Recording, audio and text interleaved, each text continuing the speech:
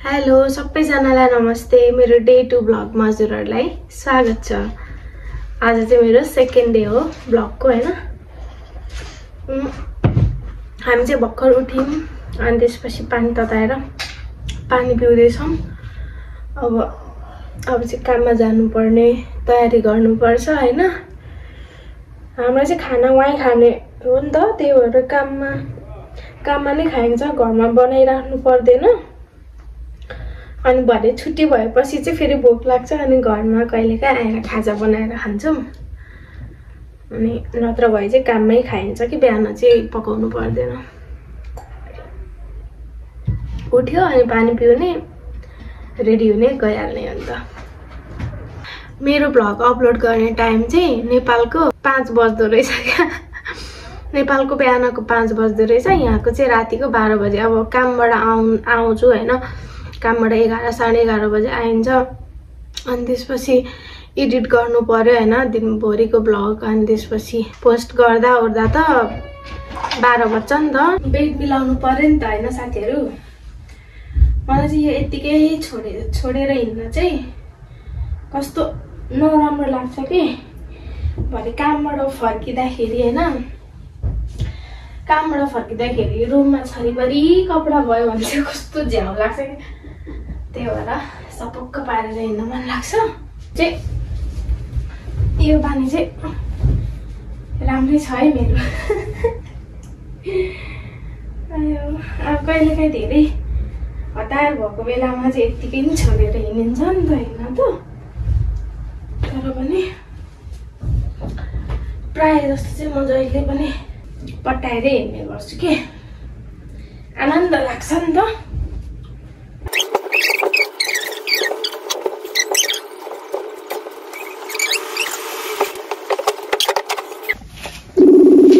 बेबीहरुसँग बोल्नको लागि फोन गरिन्छ हैन, उठाउनु नै हुन्न के मम्मीले प्राय जस्तो फोनै। अनि कति बेला गर्नुहुन्छ अनि हामी काममा भएको बेलामा अनि त्यति बेला अनि फेरि एकछिन बिजी छौँ हामी भन्दै राखिदिनुपर्छ के। कोही बेला चाहिँ उठाइहाल्नुहुन्छ, कोही बेला चाहिँ 2-2वटा बच्चाले दिक्क लाउँदो पनि होला। अनि फोन कहाँ राख्नुहुन्छ मान्छे कता, त्यही भएर पनि होला गाह्रो छ मम्मीलाई पनि।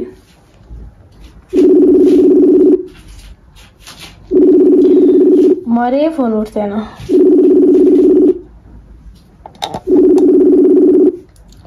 अहिले कति बेला गर्नुहुन्छ नि अघिदेखि लगाएको। गाइस हामी चाहिँ काम गर्ने ठाउँमा आइसकेको हैन। रुम चाहिँ अलिक पतिर हो, 1 मिनेटमै आइपुगिन्छ। मेरो आवाज त्यति राम्रो आउँदैन होला हैन, हावा चलिरहेछ के। आज चाहिँ बिहिबार हो, सधैँभरि बिहिबार चाहिँ साउ आउँछ के, मेन साउ। उसको छोरीको छुट्टी हुन्छ, अरू दिन चाहिँ छोरी र मैले हो काम गर्ने क्या। अनि बिहिबार चाहिँ मेन साउसँगै काम गर्नुपर्छ।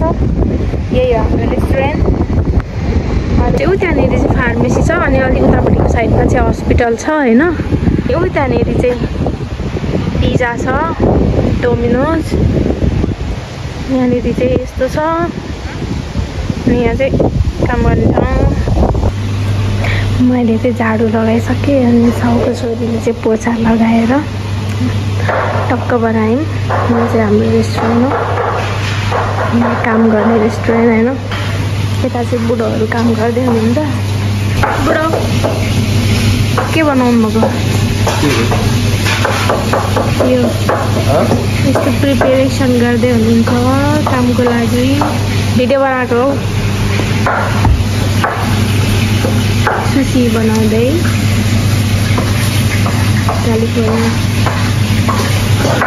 भैया कैसे हो? क्या कर रहे हो? क्या बना रहे हो? कौली कौली ए काउली बनाउँदैछ अरे। मैले चाहिँ अब यता यो बनाएर सकाएँ। वासाबी जिन्जिब्री हो टेकअवेको लागि हैन। यो चाहिँ टेकअवेको ठुलो सोया, सानो सोया, चपस्टिक। यो चाहिँ टेकअवेको पेपरहरू राख्ने बक्स हो, जिन्जर हो। यहाँनिर चाहिँ छ, यसलाई चाहिँ तेरियाकी भन्छ हैन। यो चाहिँ आग्रिदोस, यो फेरि अर्को सोया। यो यहीँ टेकअवे लिन आयो भने चाहिँ यो सोया दिने हो, अनि डेलिभरी गरेर पठाउने हो भने चाहिँ यो सोया हालिदिनुपर्छ त्यो ब्यागमा। अनि यो चाहिँ स्विट चिली, अनि टेकअवे यहीँ लिन आउनेको लागि चाहिँ यो, प्याक गरेर पठाउनेको लागि चाहिँ यो। साउ आउँछ होला भनेको त छोरी नै आइदिइरहेको, आएन छ। साउ चाहिँ आएन छ, साउको छोरी नै आएको छ आज। साउ चाहिँ खानाहरू पाक्दैछ, हामी चाहिँ खाना खान्छौँ। खाना खाएपछि चाहिँ मोबाइल खासै चलाउनु पाइँदैन, कस्टमर छैन भने मात्रै चलाउने हो नि त। खाएन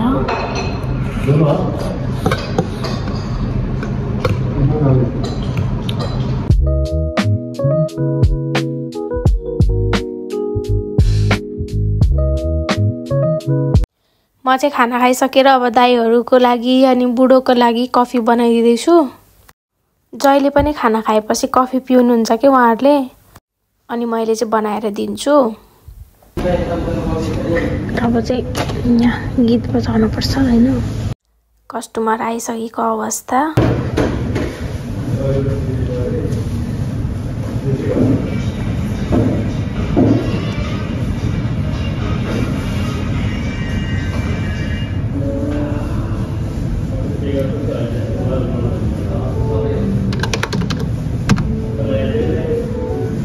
अब चाहिँ कस्टमरहरू आइसक्नु भएको छ। अब मैले खासै फोन चाहिँ चलाउन पाउँदिनँ।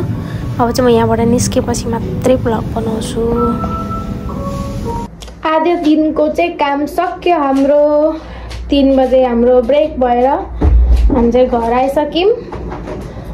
अब फेरि 6 बजे जानुपर्छ, कपडाहरू चेन्ज गर्ने, अनि त्यसपछि केही खाने, अनि नेपालतिर कुरा गर्ने, अनि एकछिन सुत्ने, अनि त्यसपछि फेरि काममा जाने। अब चाहिँ हाम्रो ब्रेक टाइम सक्यो, बेलुकाको ठ्याक्कै 6 बज्यो। अब काममा फेरि हामी चाहिँ जानेछौँ। पहिला चाहिँ 9:30 बजे रातिसम्म घाम लाग्थ्यो कि, मजाले घाम लाग्थ्यो। अहिले त अँधेरो हुन्छ 6 बजे। अहिले त 6 बजे नै अँधेरो भएर बत्ती बाल्ने बेला हुन्छ कि यति बेला। पहिला 9:30 बजे यतिको हुन्थ्यो, 9:30 बजेसम्म उज्यालै हुन्थ्यो क्या, घामै हुन्थ्यो है। अहिले त एकदमै छिटो रात पर्छ 6 बजे। अहिले चाहिँ साउ बुढो आएछ, गाइजहरू खोलिसकेछ। बुढो आउँदा चाहिँ छिट्टै खोलेको हुन्छ कि। 6:01 आइपुगेको थियौँ हामी, 6 बजे हिँडेर। अन्त बुढो त आएर चुरुट खाँदै रहेछ बाहिर। कस्तो जाडो छ बाहिर त।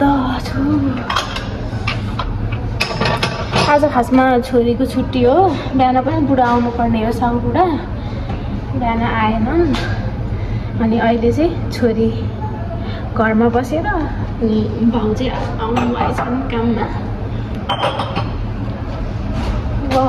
बुढो हुँदा चाहिँ लास्टै झ्याउ लाग्छ कि काम गर्नु। छोरी हुँदा त उसँग गफ गर्दै समय बित्छ नि त। छोरी हुँदा चाहिँ भित्रै बस्छे, हुन त केही पनि भन्दैन उसले, तर पनि मलाई आफूलाई अप्ठ्यारो लाग्छ कि उसको छेउमा भिडियो बनाउन। त्यही भएर म ऊ नभएको बेला, ऊ कतै गएको बेला मात्रै भिडियोहरू बनाउँछु कि। अब चाहिँ म झाडु लाउँछु।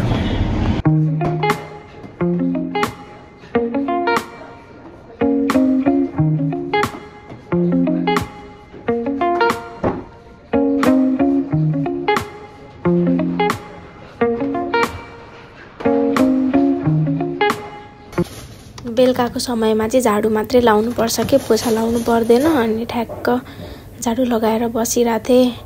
अर्डर पनि आयो, अनि मैले चाहिँ यहाँनिर पेपर निकालेर टेकअवेको लागि ब्यागमा टास्नु पर्ने हुन्छ। त्यही भएर मैले चाहिँ यहाँ अब नम्बर लेख्दैछु नि त। नम्बर त लेख्नु पर्यो। अब चाहिँ म टेबलहरूमा प्लेटिङ गर्छु।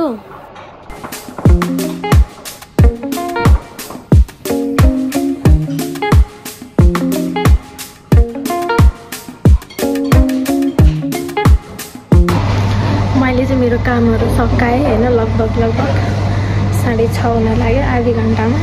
किनभने आज त्यति काम थिएन नि त मेरो। हाम्रो चाहिँ खाना खाने समय भयो बेलुकाको।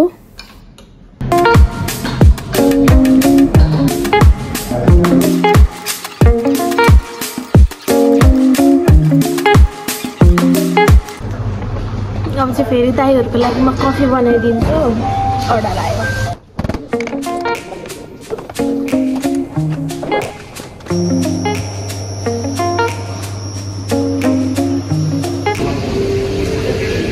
अब चाहिँ म यहाँबाट निस्केपछि मात्रै भिडियो बनाउँछु है त गाइस। By by. 4 घन्टापछि अबको 4 घन्टा भित्रै काम गर्ने, घुम्ने, बस्ने हो। बिहान धेरै आयो भने बेलुका खासै आउँदैनन् कि, तर टेकअवे चाहिँ आइरहेको छ। सो आए पनि नआए पनि अब आफ्नो समयसम्म त बस्नै पर्यो होइन साथीहरू। त्यही भएर म चाहिँ अब निस्केपछि मात्रै म भिडियो बनाउँछु। त्यति बेला त राति भइसक्छ, 11 बज्छ। साथीहरू म चाहिँ निस्केको फाइनल्ली 11 बज्यो। फाइनल्ली चाहिँ भन्न छोड्नु हुँदैन जे भए पनि होइन। ठ्याक्क 11 बज्न 15 मिनट बाँकी हुँदा 2 जना कस्टमर आइदिरहेको के। अनि 11 बजे त किचन बन्द हुन्छ नि त। अनि 11 बजे बन्द हुन्छ, छिटो अर्डर गर भनेर अर्डर गर्न लगाएँ। अनि अर्डर गरेँ, धेरै त खाएन त्यही पनि। अनि उनीहरू चाहिँ कस्टमरहरू चाहिँ खाइरहेको छन् भित्र होइन। अनि साउले मलाई जा तजा म बस्छु भने 2 जना मात्रै थियो नि त। अनि अलि धेरै भएको बेलामा चाहिँ बस भन्छन्, नत्र भए चाहिँ जानु भनेको हुन्छ नि त। अनि त्यही भएर अब जानु भनेपछि त को बस्छ त होइन, जाने हो नि त। बुढो चाहिँ अघि कुदिसक्नु भएछ, मलाई जहिले नै पर्खिनुहुन्थ्यो। अनि आजकल चाहिँ अलिक दिन भयो खुइ जानुहुन्छ एक्लै। हुन त जाडो छ नि त बाहिर, के पर्खिराख्नु भनेर नि होला। अनि म चाहिँ एक्लै आउँछु। मलाई चाहिँ फेरि एक्लै आउन, यहीँबाट यहीँ आउनलाई पनि डर लाग्ने के हुन्छ नि त अब होइन। कालेहरूको एरिया छ क्या यो। अनि मलाई एकदम डर लाग्छ। अनि एक्लै कहिलेकाहीँ चाहिँ मैले यो ढुक्का खोल्दाखेरि हाम्रो भित्र प्यासेजमा बसिराखेको हुन्छन् क्या कालेहरू। उता हाम्रो घर रुमभन्दा उतापट्टिको रुममा बस्नेहरू चाहिँ। अनि त्यही भएर मलाई चाहिँ डर लाग्छ के। म चाहिँ आइपुगेँ गाइस, ठ्याक्कै कामबाट निस्केर हो त्यो परबाट भिडियो बनाउँदै आएको। यति नजिकै छ क्या काम गर्ने ठाउँ चाहिँ। त्यही भएर खुसी लाग्छ क्या। जति थाके पनि है छिट्टै आइपुगिन्छ नि त। मान्छेहरूको त कति टाढो हुन्छ काम गर्ने ठाउँ। अनि हिँड्दा गर्छ। अनि अझ कतिको त है ट्रेन चढ्नु पर्ने, बस चढ्नु पर्ने हुन्छ नि त। त्यो चाहिँ टेन्सन छैन।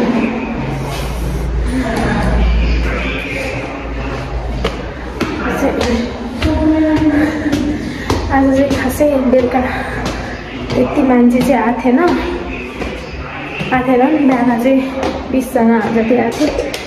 अब त त्यही 10-12 जना जति आए। खासै त्यस्तो धेरै काम त भएन, त्यही पनि थाकिन्छ क्या। लास्टै थाक्छु म त। हिँडेको हिँडै गर्नुपर्छ नि त। यताबाट उता, यताबाट यता, यताबाट उता।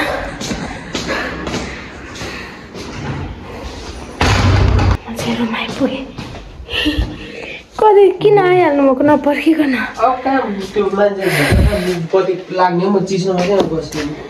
बुढोले त मलाई जा भनिहाल्छ नि त जहिले।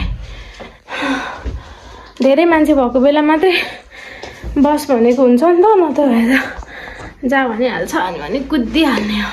आजको जङ पनि लडेर आइयो। हिजोको कुखुराको मासु छ, अब हामी चाहिँ त्यो खान्छौँ। तताएर भात पनि छ अलिकति। अनि त्यसपछि चाहिँ सुत्छौँ। मेरो आजको ब्लग चाहिँ यति नै हो। मेरो डे 2 को ब्लग पनि मैले बनाएर सकाएँ। सबैजनाले त के भन्नु होइन, जसले हेरिदिनु भयो उहाँहरूको लागि धेरै धेरै धन्यवाद। अनि म चाहिँ अब भोलिको ब्लग लिएर आउँछु। सबैजनाले बाई बाई, टेक केयर।